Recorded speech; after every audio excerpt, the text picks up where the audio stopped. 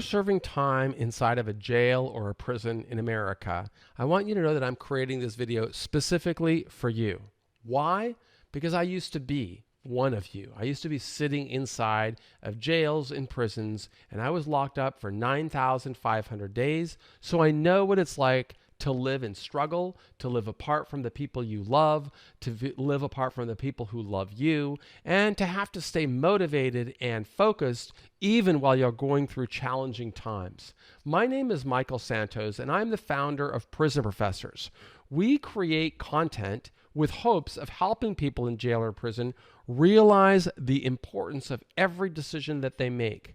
The decisions that people make while they're inside have a huge influence on whether that person emerges from prison or emerges from jail with opportunities to prosper, or they get out and they find themselves unemployable, underemployed, homeless, or back in more challenges with the criminal justice system. I really want to change those outcomes, and I hope that you find me a worthy friend. I could say mentor, but really just think of me as a friend, and think of me as somebody who has been there and not only come home, but continuously reaches back into jails and prisons, because I truly want to have an impact on the lives of other people. I want to give them the same tools that leaders gave me that would help me grow.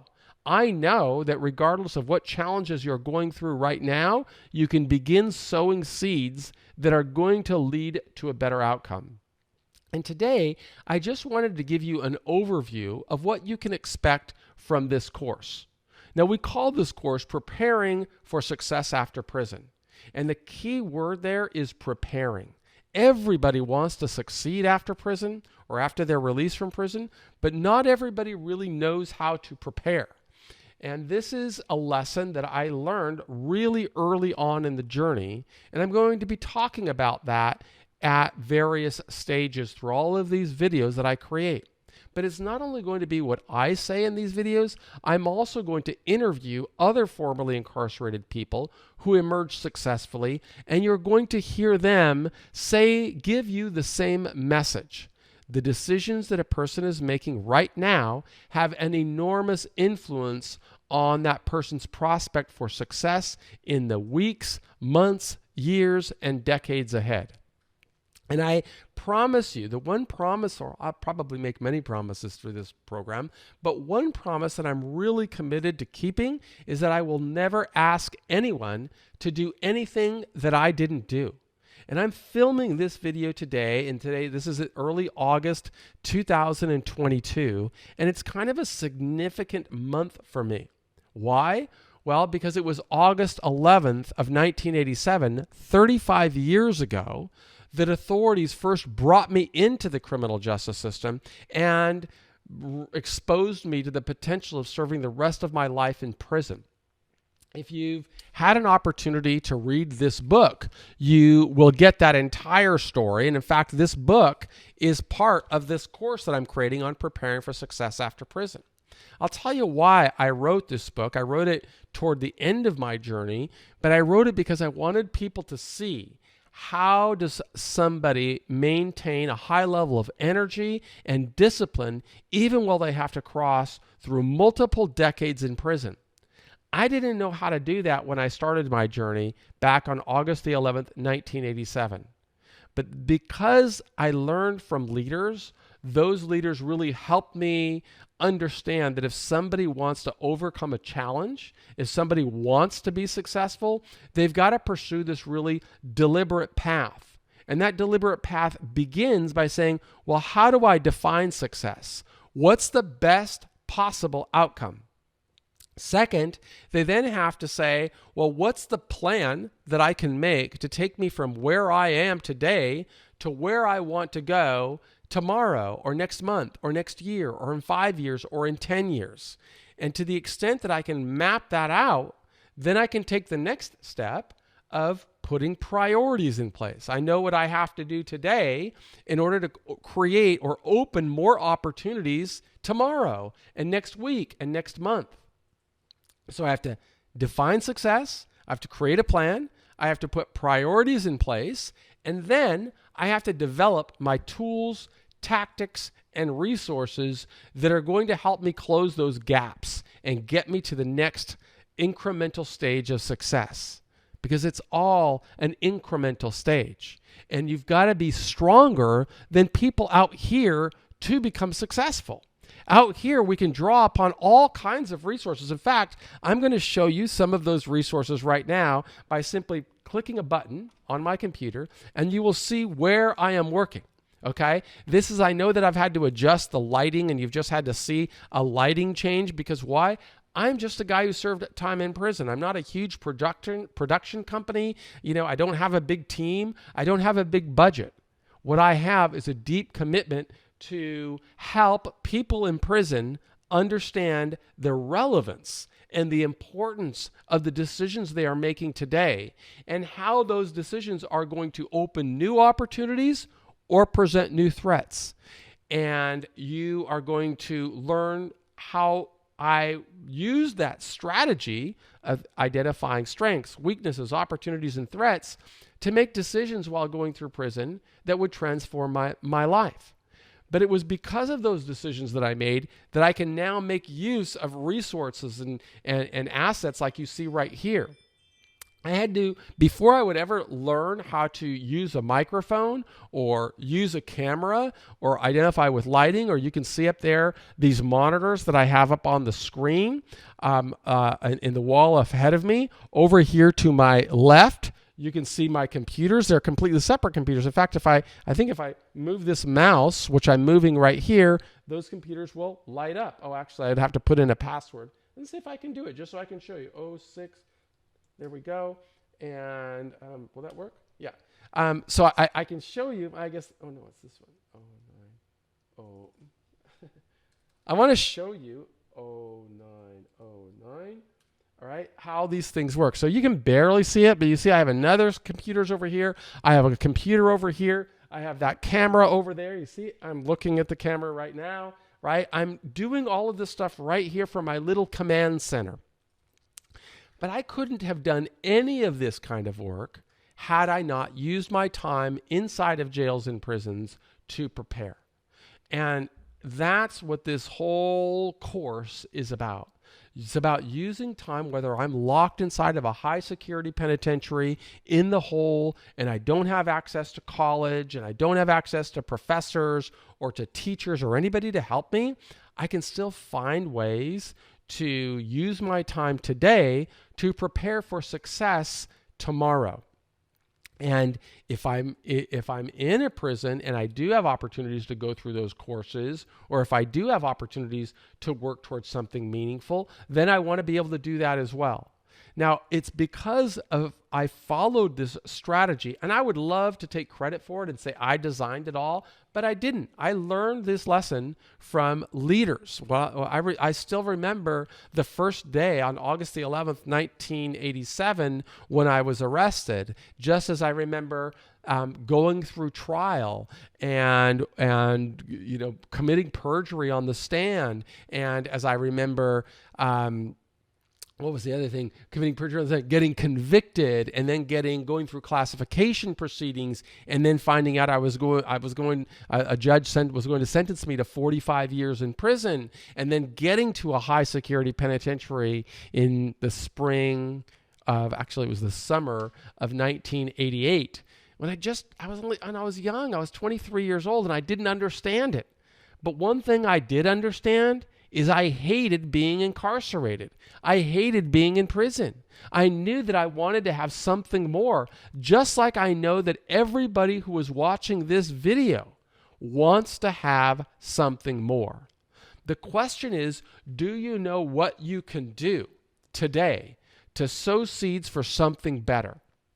If you know how to answer that question and you know what you're doing, then I would say you're somebody that needs to spread that message to as many people as possible, because that's the way that we all can become the change that we want to see in the world. That's the way that we all can work together to influence meaningful prison reform. And that's what I have been doing ever since I got out of prison.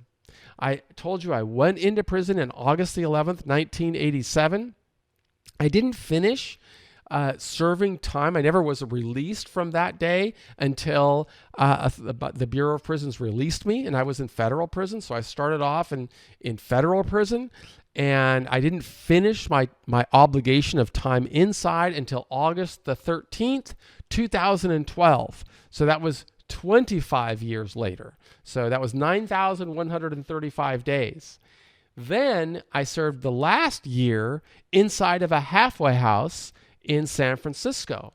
So that was another 365 days. So for a total of 9,500 days in prison. And I concluded my obligation to the Bureau of Prisons on August the 12th, 2013. So that was, 26 years. And then a few years later, I succeeded in getting early termination of supervised release. And I was scheduled to serve multiple decades on supervised release. But the decisions that I made while I was in prison, the preparations that I made while I was in prison, opened new opportunities that I could convert really people that were theoretically working for the system, get them to advocate for me. And I will be sharing all of that with you through this lengthy course. You can learn all about it if you go through the course and you read this book. Then I started to build this career saying, I want to do a couple of things. One, I want to influence legislators and people that pass laws on the importance of programs like this. I know that I was a terrible student as a young man. I didn't pay attention in school. I chose the wrong friends. And because I was a bad student, I started making bad decisions when I was, still in my late teens. And those bad decisions translated into more bad decisions, like breaking the law, selling cocaine.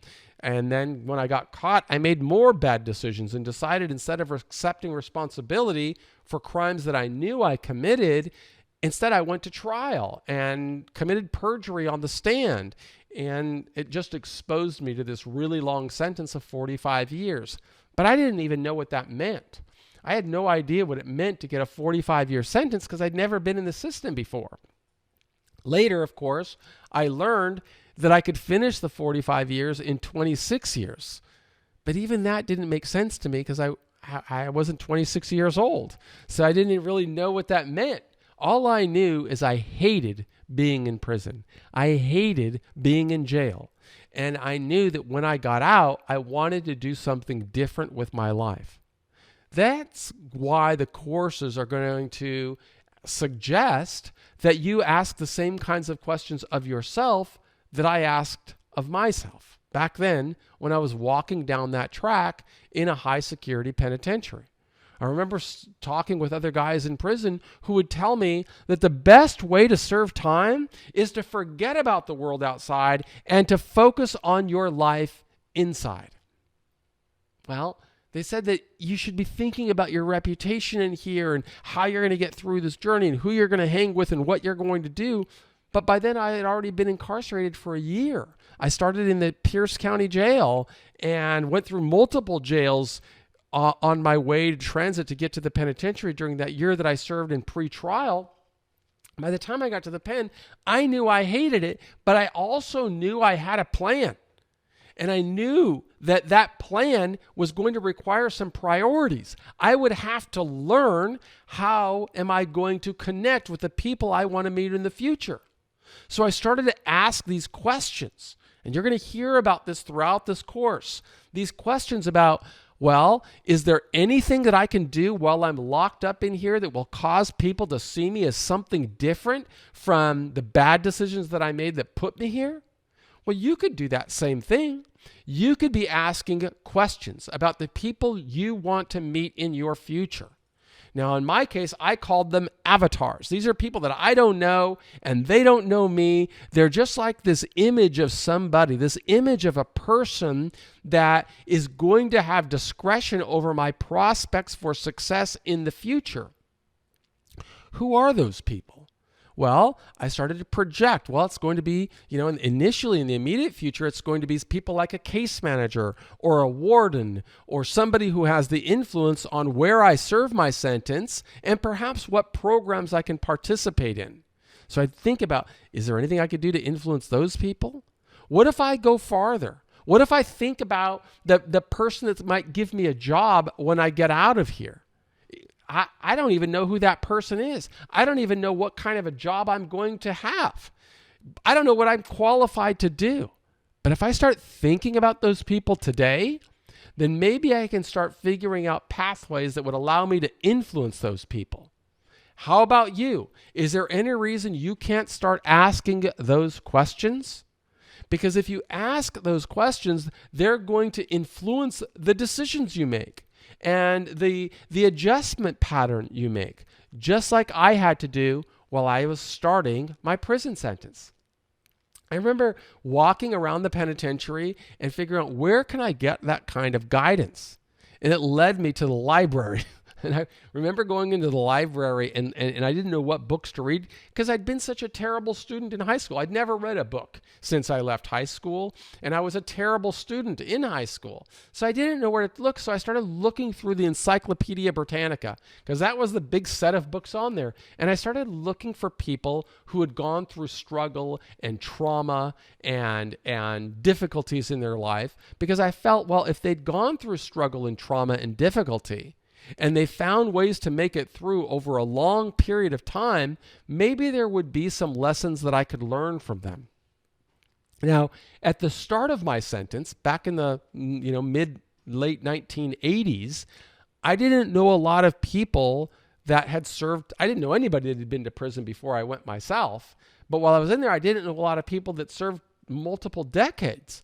Because back then there was, in the federal system, there was a parole board in place. And that parole board would allow people to get out of prison after they'd served, a certain portion of their sentence.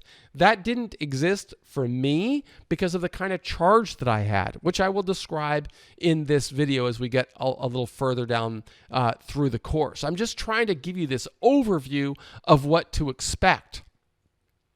But at the same time that I was starting my sentence, Nelson Mandela was finishing 27 years in prison. And by then I'd learned that's about the length of time I can expect to serve, 26 years. I learned that if I avoid problems in prison, I'm going to get these credits that are called good time. It's really, you don't really have to do anything good to get good time. I mean, I think it's inappropriately named. It should be more accurate would be to say it's the avoidance of bad time. Because as long as I didn't get any disciplinary infractions, I learned that I could satisfy my 45-year sentence in 26 years. Again, 26 years is longer than I had been alive. So I didn't fully know how to project into the future 26 years, but I knew I didn't like prison. And I knew that when I got out of prison, I wanted to have a better life. It's what I want for you. If you're going through this course, I want you to have a better life. But there's this, old analogy. I don't think it's a biblical analogy, but it's maybe attributed. But it's this theory of you give a man a fish, he eats for a day. You teach a man to fish, he can eat for a lifetime. I want you to be able to emerge with your dignity intact, with opportunities to prosper, and with confidence that your life is going to get better, not only for yourself, but for the people you care about. If you care about your family, your children, your parents, your community, like me, you are going to want to make a positive difference. And to make that positive difference, you really have to start with, as they say, the man in the mirror. And that's what I had to do when I started that penitentiary. And I will never ask anybody to do anything that I didn't do. You've got to start with you. What steps can you take to position yourself for the best possible outcome? How can you learn how to use a camera right now, like I'm doing right now, while you're in prison? You might say, I can't do all of that stuff. But there are things that you can do. There are seeds that you can sow. I know that because it really helped me. I like to use this story of what it was like when I first got out of prison. I'll still remember the day that I got out of prison. Or I didn't get out of prison. I transferred from a penitentiary to a halfway house. And I'd been in jail for 25 years. Now, when I went to prison, there was no technology. There were no cell phones. There were none of this stuff. But I really knew what I wanted at the start of my sentence so I could really prepare myself for when I came home, just like I want you to prepare yourself for when you come home.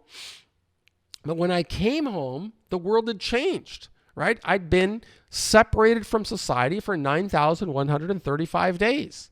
And I got married while I was in prison, as you'll read about and learn about as you go through this course.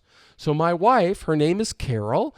We married on June the 24th, 2003, and inside of a prison visiting room. And for 10 years, I was never with my wife any closer than I am with you. We'd visit, but visiting in a prison visiting room, there's very little contact, and we're spending our times together during the visiting time, and then she goes home until the next week. And that's how we kind of got through the journey. But when I came home for the first time, I'm in a car with her, and we're driving from the penitentiary to the halfway house. And I've got a shorter window of time to get there, and I don't want to mess up the time because then it'll influence this concept I've heard about called weekend passes and so on. So my wife handed me an iPhone. Now, I don't know how long the people in this course have gone through this prison, but it looks like this. This is an iPhone. And I've got this on timing right now because I know I only have so much time to create these courses.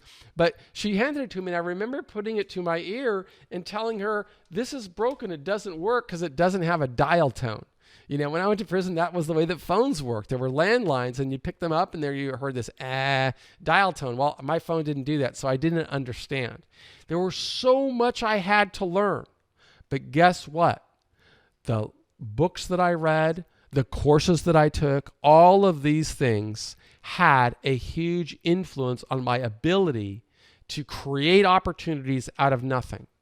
And unfortunately, if you're inside of a jail or a prison, if you have a criminal background, you too are going to have to learn how to create opportunities out of nothing.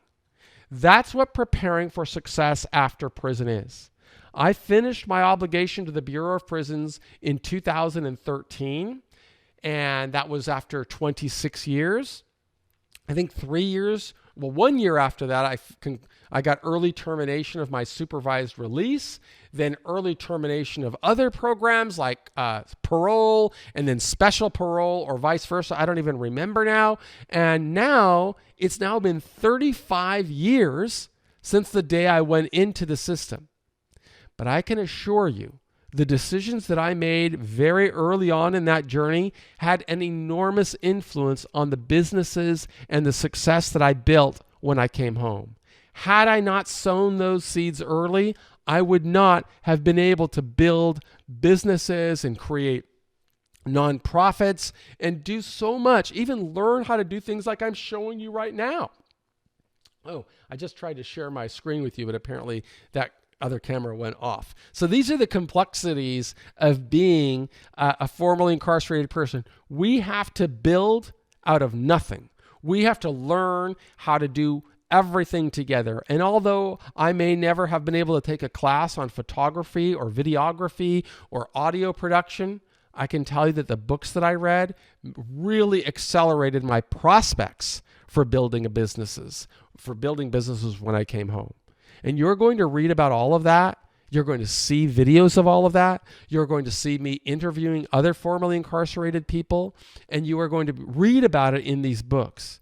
And I will tell you that one thing you will learn is the more emphasis you place on developing your verbal communication skills by building your vocabulary, the more emphasis you place on developing your writing skills by learning to turn words into sentences and sentences into paragraphs, your ability to develop strong critical thinking skills so that you know the opportunity costs that accompany every decision, and the ability to really develop a self-directed work ethic, all of that is going to make an enormous difference in your future.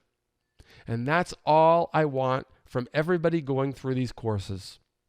I want you to be able to build a life of meaning and relevance and dignity. And I hope that you will find a pathway by learning from the leadership lessons that leaders taught me, and I am going to try to become an ambassador and pass them along to you. My name is Michael Santos. I am with Prison Professors, and I do hope that you will take this course seriously. I hope that you will read this book and the other books that accompany this program. Go through the lessons, develop your vocabulary, develop your writing skills, develop your critical thinking skills, and you too will begin sowing seeds to prepare for success upon release. In the next video, you're going to listen to my friend Weldon Long, who's an amazing guy who built a multi-million-dollar business even after 3 terms in prison. Thanks so much for being a part of our community. I am Michael Santos with Prison Professors, and I believe in you.